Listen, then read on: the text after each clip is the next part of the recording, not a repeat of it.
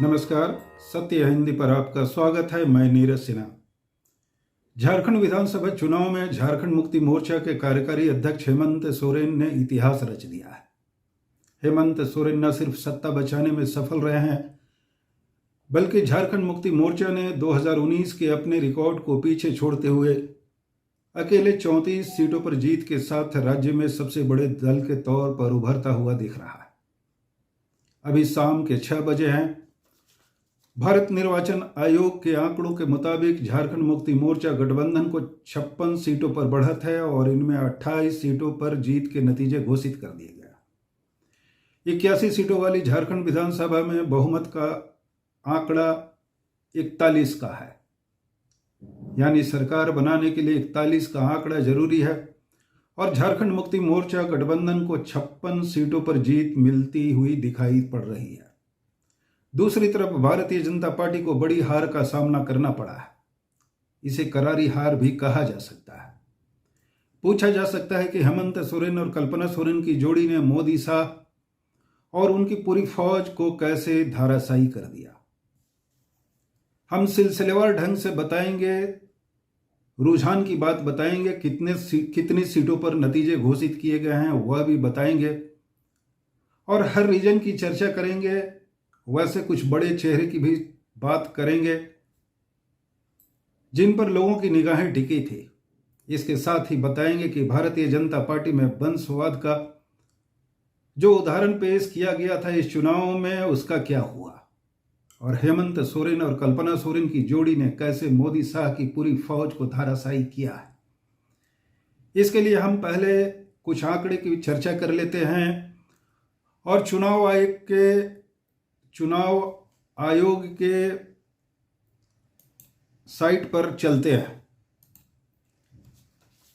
भारत निर्वाचन आयोग के आंकड़े को अगर देखें, जो अधिकृत तौर पर जिसे माना जाता है कि झारखंड मुक्ति मोर्चा ने 34 सीटों पर अब तक बढ़त ली है, भारतीय जनता पार्टी 21 सीटों पर बढ़त लिए हुए है, कांग्रेस जो झारखंड मुक्ति मोर्चा का गठबंधन है उसे 16 सीटों पर बढ़त है, झारखंड मुक्ति मोर्चा के गठबंधन आरजेडी को 4 और सीपीआई-एमएल को 2 सीटों पर बढ़त है। झारखंड मुक्ति मोर्चा ने इन 34 सीटों में 20 पर जीत हासिल कर ली है, यानी जो नतीजे घोषित किए जा चुके हैं भारत निर्वाचन आयोग के आंकड़े के मुताबिक। जिन 21 सीटों पर भारतीय जनता पार्टी को बढ़त मिली है उनमें 12 पर नतीजे घोषित किए जा चुके हैं। दूसरी तरफ झारखंड मुक्ति मोर्चा के घटक यानी गठबंधन में शामिल कांग्रेस को 16 सीटों पर बढ़त है और 10 सीटों पर उसे जीत के नतीजे उसके पक्ष में आए हैं। 6 पर अभी उसने बढ़त बना रखी है। राष्ट्रीय जनता दल 4 पर बढ़त है, 3 पर 1 पर उसके नतीजे घोषित किए जा चुके हैं। दूसरी तरफ सीपीआई-एमएल, जिन दोनों सीटों पर सीपीआई-एमएल को जीत मिली है वो है सिंदरी और निरसा। इन दोनों सीटों पर सीपीआई-एमएल के उम्मीदवार जीत गए हैं और उन्होंने वहां से भारतीय जनता पार्टी के उम्मीदवारों को हराया। इधर भारतीय जनता पार्टी की सहयोगी आजसू पार्टी को भी इस चुनाव में करारी हार मिलती हुई दिख रही है। भारतीय जनता पार्टी ने 10 सीटें आजसू पार्टी के लिए छोड़ी थी और चुनाव आयोग के नतीजे जो अब तक के शाम के हैं वो ये बता रहे हैं कि एक सीट जो मांडू की सीट है वहां पर आजसू पार्टी को बढ़त मिली हुई है। मुमकिन है आजसू पार्टी वहां से जीत भी जाए, लेकिन नतीजे आने का इंतजार किया जाना चाहिए। भारतीय जनता पार्टी की एक अन्य सहयोगी एलजेपी जो चिराग पासवान की पार्टी है, उसके लिए भारतीय जनता पार्टी ने चतरा की सीट छोड़ी थी। एलजेपी ने यह सीट जीत ली है और राष्ट्रीय जनता दल की उम्मीदवार रश्मि प्रकाश को हराया है। एलजेपी के उम्मीदवार जनार्दन पासवान ने झारखंड की राजनीति में नए आउटफिट और राइजिंग स्टार के रूप में झारखंड लोकतांत्रिक क्रांतिकारी मोर्चा JLKM, जो कुर्मी बहुल इलाकों में, इस मोर्चा के जो प्रमुख हैं और इस मोर्चा के जो फाउंडर हैं टाइगर जयराम कुमार महतो, उन्होंने डुमरी की सीट जीत ली है। डुमरी की सीट पर उन्होंने सरकार की मंत्री और झारखंड मुक्ति मोर्चा की उम्मीदवार बेबी देवी को हराया है। जयराम महतो की यह जीत इसलिए भी अहम मानी जा रही है कि बेबी देवी जिस सीट पर हारी है वह झारखंड मुक्ति मोर्चा का गढ़ रहा है और बेबी देवी के पति जगन्नाथ महतो पहले वहां से 4 बार चुनाव जीते हैं। उनके निधन के बाद उपचुनाव में बेबी देवी ने यह चुनाव जीता था और इस बार हार गई हैं। हालांकि झारखंड लोकतांत्रिक क्रांतिकारी मोर्चा को बड़ी सफलता तो नहीं मिलती दिख रही है, इसलिए कि पार्टी ने 81 में 71 सीटों पर अपने उम्मीदवार उतारे थे, लेकिन कम से कम 15 सीटों पर जयराम महतो के उम्मीदवारों ने समीकरणों को प्रभावित किया है। हार और एनडीए और इंडिया ब्लॉक दोनों के लिए हार और जीत के ये कारण भी बने हैं। भारतीय जनता पार्टी ने इस बार अपने गठबंधन में जेडीयू को भी शामिल किया था। जेडीयू के लिए 2 सीटें छोड़ी गई थी, एक तमाड़ की सीट और एक जमशेदपुर पश्चिम, जहां से हाई प्रोफाइल सरयू राय चुनाव लड़ रहे हैं। सरयू राय को बढ़त मिली हुई है और निर्णायक बढ़त बना लिए हैं। हालांकि जो खबरें हैं उस मुताबिक सरयू राय वहां से चुनाव जीत भी गए हैं। हालांकि चुनाव निर्वाचन आयोग ने अपने आंकड़े में अभी बढ़त यानी लीडिंग पोजीशन में उन्हें बताया है। दूसरी तरफ जेडीयू को जो दूसरी सीट मिली थी तमाड़, जो आदिवासियों के लिए रिजर्व सीट थी, जेडीयू वह सीट हार गया है। यह सीट झारखंड मुक्ति मोर्चा ने इस सीट पर अपने दबदबा कायम रखा है और वहां से झारखंड मुक्ति मोर्चा के उम्मीदवार विकास कुमार मुंडा चुनाव जीत गए हैं। अब झारखंड मुक्ति मोर्चा के जिन 20 उम्मीदवारों ने जीत हासिल की है, हम उनकी एक बार चर्चा कर लें। उसमें सबसे बड़े लड़ैया जो बाजीगर हैं हेमंत सोरेन हैं। बरहेट की सीट उन्होंने जीत ली है। बरहेट में यह उनकी तीसरी जीत है और 39,791 वोटों से उन्होंने भारतीय जनता पार्टी के उम्मीदवार को हराया है। इसी तरह बोरियो में झारखंड मुक्ति मोर्चा ने अपना परचम लहराया है और बोरियो की खबर इसलिए भी दिलचस्प है कि झारखंड मुक्ति मोर्चा के कद्दावर नेता लोबिन हेम्ब्रम, जिन्होंने लोकसभा चुनाव के समय बगावत कर भारतीय जनता पार्टी में शामिल हुए थे, उन लोबिन हेम्ब्रम की बोरियो में हार हो गई है। संथाल परगना की राजनीति में वैसे भी माना जाता है कि झारखंड मुक्ति मोर्चा से बगावत कर भारतीय जनता पार्टी में जाना और वहां स्थापित होना थोड़ा कठिन होता है। इधर लिट्टीपाड़ा की सीट पर झारखंड मुक्ति मोर्चा के कद्दावर उम्मीदवार हेमलाल मुर्मू की भी जीत हो गई है। उन्होंने भारतीय जनता पार्टी के उम्मीदवार को हराया है। महेशपुर, जो संथाल परगना की एक अहम सीट है, वहां से झारखंड मुक्ति मोर्चा के बड़े नेता और रणनीतिकार स्टीफन मरांडी ने भारतीय जनता पार्टी के उम्मीदवार को 61,175 वोटों से हराया है। संथाल परगना में ही शिकारीपाड़ा, दुमका, जामा, जो आदिवासियों के लिए रिजर्व सीट है, ये तीनों सीटें झारखंड मुक्ति मोर्चा की झोली में गया है। उधर कोल्हान में अर्जुन मुंडा की पत्नी मीरा मुंडा चुनाव हार गई हैं। यह एक अहम खबर है। झारखंड मुक्ति मोर्चा के विधायक और उम्मीदवार संजीव सरदार ने अर्जुन मुंडा की पत्नी को 27,902 वोटों से हराया। इसी तरह चाईबासा, मझगांव, मनोहरपुर और चक्रधरपुर, खरसावां, इन 5 सीटों पर जो कोल्हान की ये 5 सीट है, यहां झारखंड मुक्ति मोर्चा ने अपना दबदबा कायम करते हुए जीत का झंडा लहराया है। दूसरी तरफ 2019 के चुनाव में आदिवासियों के लिए रिजर्व 28 सीटों में सिर्फ 2 सीटों पर भारतीय जनता पार्टी को जीत मिली थी। उनमें एक सीट है खूंटी और दूसरी सीट है तोरपा। ये दोनों सीटें भारतीय जनता पार्टी इस बार हार गई है। खूंटी में जो आंकड़े बता रहे हैं, खूंटी में राम सूर्या मुंडा ने नीलकंठ सिंह मुंडा, जो पहले सरकार में मंत्री रहे हैं और खूंटी से लगातार 4 बार चुनाव जीते हैं, उन्हें नीलकंठ सिंह मुंडा को बड़ी हार का सामना करना पड़ा है। वे 42,053 वोटों से हार गए हैं। इसी तरह तोरपा में भी भारतीय जनता पार्टी के विधायक और उम्मीदवार कोचे मुंडा को जेएमएम के सुदीप गुड़िया से बड़ी हार का सामना करना पड़ा है। सुदीप गुड़िया 40,647 वोट से जीत गया। अब बात कर लेते हैं कुछ कांग्रेस के प्रमुख चेहरों पर जिन्होंने चुनाव जीत लिया है। संथाल परगना की पाकुड़ एक सीट है, वहां से निशात आलम कांग्रेस की जो उम्मीदवार हैं वह चुनाव जीत गई हैं। अभी जेल में बंद पूर्व मंत्री आलमगीर आलम की वह पत्नी है। पिछले दिनों प्रवर्तन निदेशालय ईडी ने मनी लॉन्ड्रिंग से जुड़े एक मामले में आलमगीर आलम को गिरफ्तार किया था।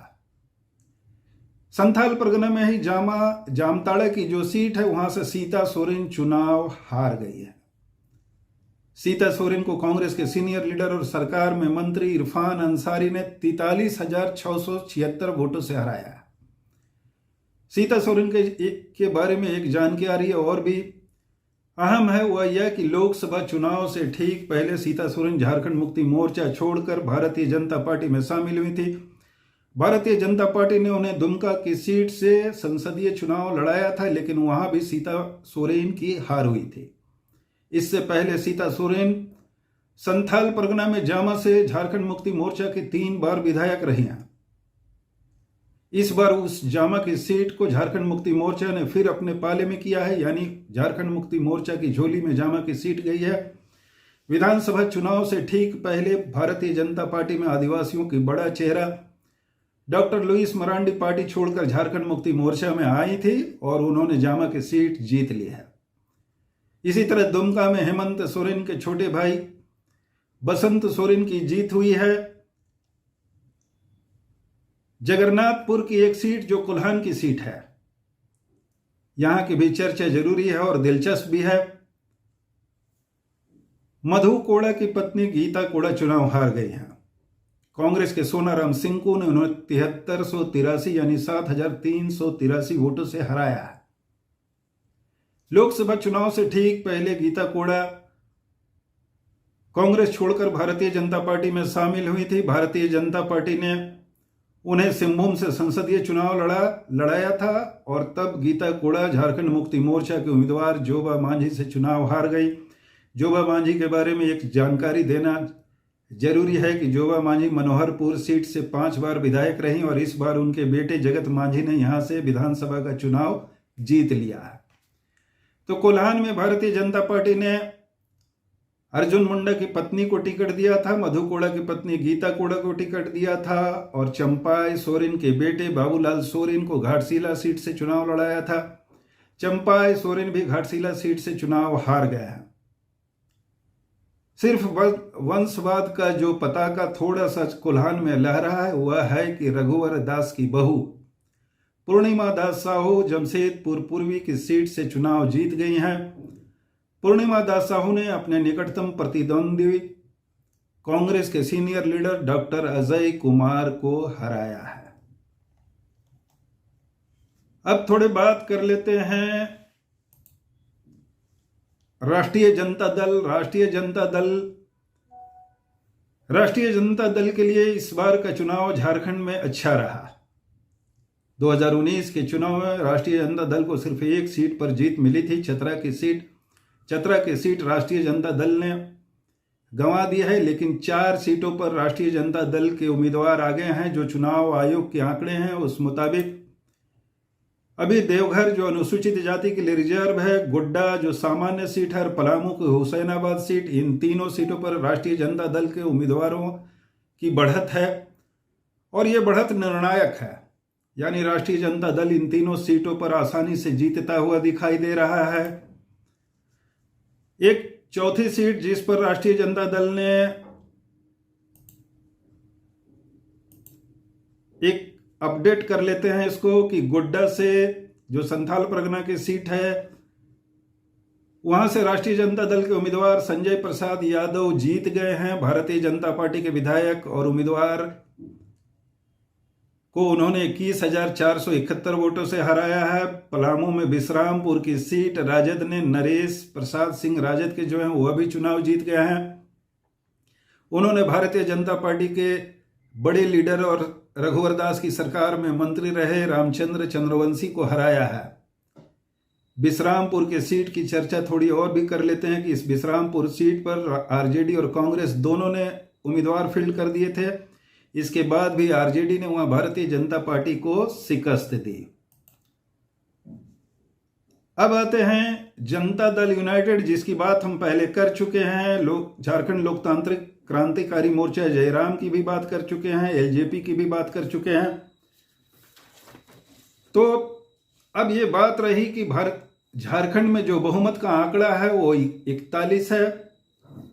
2019 के चुनाव में झारखंड मुक्ति मोर्चा गठबंधन को 36.35% वोटों के साथ 47 सीटों पर जीत मिली थी। अकेले झारखंड मुक्ति मोर्चा को 18.73% वोट मिले थे और 30 सीटों पर उसे जीत मिली थी। इस बार झारखंड मुक्ति मोर्चा 34 सीटों पर जीतता हुआ दिख रहा है। जाहिर है उसे राज्य में एक बार फिर सबसे बड़े दल होने का मौका मिलने वाला है। और यह भी कहा जा सकता है कि झारखंड मुक्ति मोर्चा ने अपने रिकॉर्ड को पीछे छोड़ा है। दूसरा, बीजेपी की इस हार में एक अहम कड़ी साबित हो रही है आसू पार्टी। आसू पार्टी के लिए बीजेपी ने 10 सीटें छोड़ी थी और इन 10 सीटों में आजसू 9 सीटों पर हारती हुई साफ दिख रही है। एक जो मांडू की सीट है उसके खाते में जा सकती है। हालांकि निर्वाचन आयोग भारत निर्वाचन आयोग के आंकड़े के मुताबिक अभी उसे बढ़त मिला हुआ और बहुत ही मार्जिनल बढ़त है, महज कुछ 100 वोटों की बढ़त है। आसू पार्टी के केंद्रीय अध्यक्ष सुदेश कुमार महतो भी हार गए हैं। सिल्ली में उन्हें झारखंड मुक्ति मोर्चा के उम्मीदवार अमित कुमार महतो ने शिकस्त दी है। सुदेश कुमार महतो झारखंड में पूर्व एक्स डिप्टी सीएम रहे हैं और भारतीय जनता पार्टी के पुराने सहयोगी के रूप में इन्हें देखा माना जाता है। इसी तरह आजसू पार्टी ने रामगढ़ की सीट भी गंवा दी है। रामगढ़ की सीट पर आजसू पार्टी ने अपने विधायक सुनीता चौधरी को टिकट दिया था। कांग्रेस की ममता देवी ने उन्हें हराया है। दूसरी तरफ आजसू पार्टी के खाते में जो सीट जाती हुई दिख रही है वो मांडू की सीट है, वहां से तिवारी महतो चुनाव लड़ रहे हैं। अब आंकड़े के ही बात कर ले, थोड़े वोट प्रतिशत की बात अगर कर ले तो झारखंड मुक्ति मोर्चा को इस बार 23.42% वोट मिलता हुआ दिखाई दे रहा है, जो भारत निर्वाचन आयोग के आंकड़े हैं। यानी 2019 के चुनाव से लगभग 5% ज्यादा भारतीय जनता पार्टी को जो वोट शेयर मिलता दिखाई दे रहा है। भारतीय जनता पार्टी के पास वोट शेयर अब तक 33.26% है। पिछले बार भी भारतीय जनता पार्टी को लगभग यही वोट शेयर मिले थे, लेकिन पिछली बार 2019 के चुनाव में भारतीय जनता पार्टी को 25 सीटों पर जीत मिली थी और इस बार उसे 21 सीटों पर जीत मिलती हुई दिख रही है। यानी vote share Bharatiya Janata party का वही है, लेकिन उसे 4 सीटों का नुकसान हो रहा है। अब इस पूरी चर्चा में एक अहम चर्चा जरूरी है, वह है कल्पना सोरेन, जो झारखंड मुक्ति मोर्चा यानी इंडिया ब्लॉक स्टार कैंपेनर होने के साथ झारखंड में एक बड़े मास लीडर के तौर पर उभरी है और हेमंत सोरेन कल्पना सोरेन की जोड़ी ने इस चुनाव में धमाल मचा दिया। नरेंद्र मोदी अमित शाह और उनकी पूरी फौज को इस जोड़ी ने धराशायी किया है। ये आंकड़े बता रहे हैं और नतीजे बता रहे हैं। लोकसभा चुनाव के नतीजे आने के बाद भारतीय जनता पार्टी ने झारखंड में अपना पूरा ध्यान लगाया था और इसके लोकसभा चुनाव के नतीजे के ठीक बमुश्किल 15 दिनों बाद केंद्रीय मंत्री शिवराज सिंह चौहान को झारखंड में चुनाव का प्रभारी बनाया और असम के मुख्यमंत्री, जो बड़े रणनीतिकार माने जाते हैं, हिमंता बिस्वा शर्मा, उन्हें झारखंड में बीजेपी का सह चुनाव प्रभारी बनाया गया। इन दोनों नेताओं ने 4 महीने में झारखंड में डेरे डाल रखे थे और भारतीय जनता पार्टी की जीत यानी सत्ता में वापसी के लिए इन्होंने हर दांव आजमाए। अब बात कर लेते हैं संथाल परगना की रीजन की। तो कल्पना सोरेन भी गांडे से चुनाव जीत गई हैं। कल्पना सोरेन ने अपने निकटतम प्रतिद्वंदी भारतीय जनता पार्टी की मुनिया देवी को हराया है। इससे पहले जून महीने में कल्पना सोरेन ने गांडी विधानसभा का उपचुनाव जीता था और उस वक्त हेमंत सोरेन जेल में थे। कल्पना सोरेन गांडी में चुनावी खेमनहार थी और लोकसभा चुनाव का मोर्चा भी उन्होंने ही संभाला था। इस बार के चुनाव में परिदृश्य थोड़ा बदला और हेमंत सोरेन और कल्पना सोरेन की जोड़ी चुनावी मोर्चे पर उतरी। इन दोनों नेताओं ने 2 चरणों में, जो 13 और 20 नवंबर को वोट हुए थे, इन 2 चरणों में इन दोनों नेताओं ने कम से कम 170 चुनावी सभाएं की, यानी तूफानी दौरे और धुआंधार सभाएं। अब कल्पना सोरेन की इस जीत के बाद और हेमंत सोरेन के बाजीगर के रूप में उभरने से झारखंड की सियासत में कई नई समीकरण बनने वाले हैं और भारतीय जनता पार्टी की मुश्किलें बढ़ेगी। थोड़ी चर्चा कर लेते हैं संथाल परगना रीजन की। संथाल परगना में विधानसभा की 18 सीटें हैं। अब भारतीय जनता पार्टी को 2019 के चुनाव में सिर्फ 4 सीटों पर जीत मिली थी। इस बार भारतीय जनता पार्टी के खाते में सिर्फ 1 सीट जाती दिखाई पड़ रही है, यानी संथाल परगना में भारतीय जनता पार्टी को करारी हार का सामना करना पड़ रहा है। दूसरी तरफ कोल्हान, जो झारखंड मुक्ति मोर्चा का गढ़ है, 2019 के चुनाव में भारतीय जनता पार्टी को वहां खाता नहीं खुला था, लेकिन इस बार चंपाई सोरेन और रघुवर दास की बहू पूर्णिमा दास साहू ने भारतीय जनता पार्टी की थोड़ी उम्मीद, यानी थोड़ी लाज बचाई है। इन दोनों सीटों पर भारतीय जनता पार्टी की जीत हुई है। कोल्हान में ही भारतीय जनता पार्टी के सहयोगी जेडीयू के सरयू राय के जीत जाने से एनडीए के खाते में 3 सीट हो जाएगी। उधर संथाल परगना में इंडिया ब्लॉक 17 सीटों पर जीतता दिखाई दे रहा है, यानी संथाल परगना में झारखंड मुक्ति मोर्चा और कांग्रेस आरजेडी का गढ़ पहले से मजबूत हुआ है। कोल्हान और संथाल परगना से निकलकर आते हैं छोटा नागपुर रीजन में। छोटा नागपुर रीजन में हमने पहले ही चर्चा कर ली कि खूंटी और तोरपा में भारतीय जनता पार्टी की हार हो गई। कोयलांचल की जो 2 सीट है, निरसा और सिंदरी, यहां भारतीय जनता पार्टी को सीपीआई एमएल के हाथों हार का सामना करना पड़ा है। बाबूलाल मरांडी के बारे अपडेट कर दें कि बाबूलाल मरांडी धनवार की सीट से चुनाव लड़ रहे थे और वो निर्णायक बढ़त बनाए हुए हैं। हालांकि जो खबरें हैं, अंदर खाने जो खबरें हैं, बाबूलाल मरांडी चुनाव जीत गए हैं, लेकिन अभी निर्वाचन आयोग का आंकड़ा यह बता रहा है कि वे बढ़त बनाए हुए हैं। उनके निकटतम प्रतिद्वंदी झारखंड मुक्ति मोर्चा के निजामुद्दीन अंसारी हैं। भारतीय जनता पार्टी ने कोडरमा की सीट बचा ली है। जरमुंडी जो संथाल परगना की 1 सीट है, यही सीट भारतीय जनता पार्टी जीतती हुई दिख रही है, यानी जीत भी गई है। चुनाव आयोग ने नतीजे यहां घोषित कर दिए हैं। जरमुंडी में कांग्रेस के उम्मीदवार बादल पत्रलेख चुनाव हार गए हैं, जो पहले सरकार में मंत्री भी थे। उन्हें देवेंद्र कुंवर ने 17,546 वोटों से हराया है। इधर रांची की सीट जो सीपी सिंह सरकार में पहले मंत्री रहे हैं, झारखंड विधानसभा के अध्यक्ष भी रहे हैं, लगातार 7वीं बार उन्होंने चुनाव में जीत दर्ज की है। ये एक भारतीय जनता पार्टी के लिए महत्वपूर्ण जीत है। उधर धनबाद की सीट राज सिन्हा जीत गए हैं, यह उनकी 3री बार जीत है। उन्होंने बड़े अंतर से कांग्रेस के उम्मीदवार को हराया है। 48,741 वोटों से उन्होंने जीत हासिल की है। झरिया भारतीय जनता पार्टी के लिए अच्छी खबर लेकर आई है, जहां भारतीय जनता पार्टी के उम्मीदवार रागिनी सिंह ने कांग्रेस की विधायक और उम्मीदवार पूर्णिमा नीरज सिंह को हरा दिया है।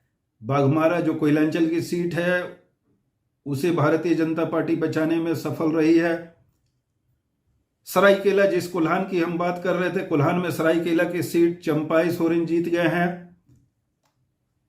लातेहार की सीट में भारतीय जनता पार्टी ने सरकार के मंत्री और झारखंड मुक्ति मोर्चा के उम्मीदवार बैजनाथ राम को हराया है। यहां भारतीय जनता पार्टी के उम्मीदवार प्रकाश राम की जीत हुई है, बहुत थोड़े से वोटों पर, 434 वोटों से, लेकिन वह चुनाव जीत गए हैं। पांकी और डाल्टनगंज जो पलामू की सीट है, यहां भारतीय जनता पार्टी ने अपनी हैसियत बचा के रखी है। कोडरमा भी उसने हैसियत बचा कर रखी। बरही की सीट इस बार भारतीय जनता पार्टी ने जीत ली। बड़कागांव की सीट भी कांग्रेस को हार का सामना करना पड़ा है। ये मोटा लबो लबाब है। अब ये बात चर्चा कर लें कि आखिर ये परिस्थितियां कैसे पैदा हुई, ये राजनीतिक परिस्थितियां कैसे बदली, चुनाव के समीकरण कैसे बदले, और जिस झारखंड में भारतीय जनता पार्टी के सबसे बड़े ब्रांड नरेंद्र मोदी और अमित शाह की जोड़ी में पूरी फौज को हेमंत सोरेन ने कैसे धराशायी किया। भारतीय जनता पार्टी पूरे चुनाव में घुसपैठिए और संथाल परगना में डेमोग्राफी चेंज के मुद्दे को उछालते रही। आदिवासियों की अस्मिता से जोड़कर भारतीय जनता पार्टी ने इस मुद्दे पर आदिवासियों को उद्वेलित करने की कोशिशें की, लेकिन जो आंकड़े सामने आए हैं, ये जो नतीजे सामने आए हैं, वो साफ दिख रहे हैं कि संथाल परगना में घुसपैठी और डेमोग्राफी चेंज के मुद्दे को वोटरों ने सिरे से नकार दिया है। दूसरी तरफ कोल्हान में भारतीय जनता पार्टी तमाम कोशिशों और रणनीति के बाद भी अच्छा प्रदर्शन नहीं कर सकी।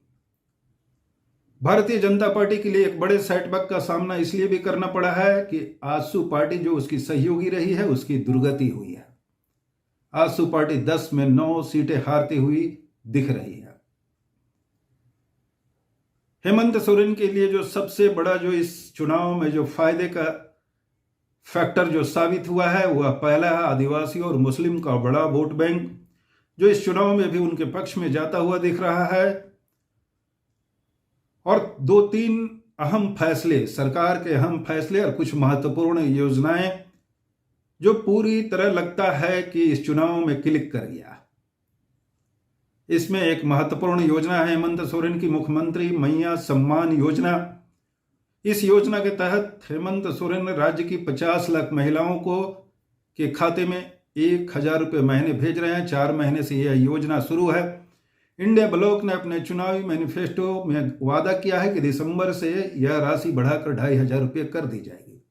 दूसरी तरफ भारतीय जनता पार्टी ने अपने मैनिफेस्टो में वादा किया था कि हर महीने महिलाओं के खाते में 2100 रुपये भेजे जाएंगे।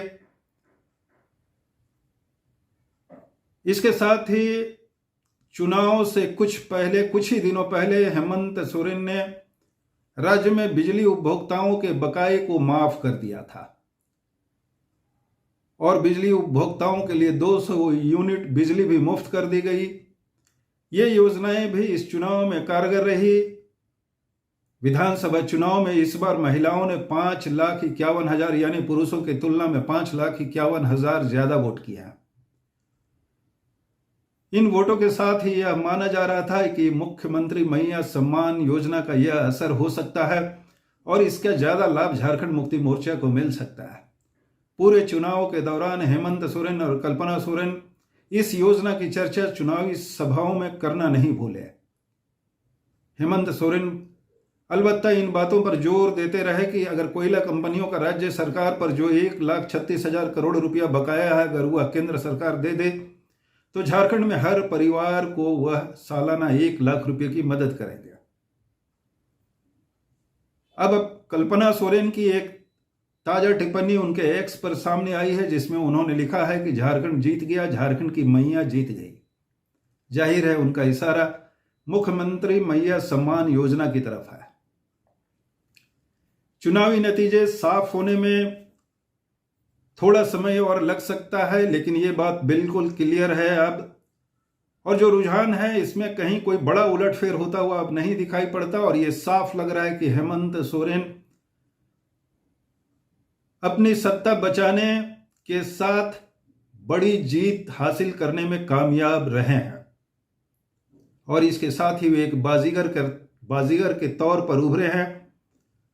जिस भारतीय जनता पार्टी ने झारखंड में अपनी सत्ता में वापसी के लिए और आदिवासी इलाकों में खोई जमीन में वापसी के लिए हर कोशिशें लगा रखी थी, हर दांव आजमा रखे थे,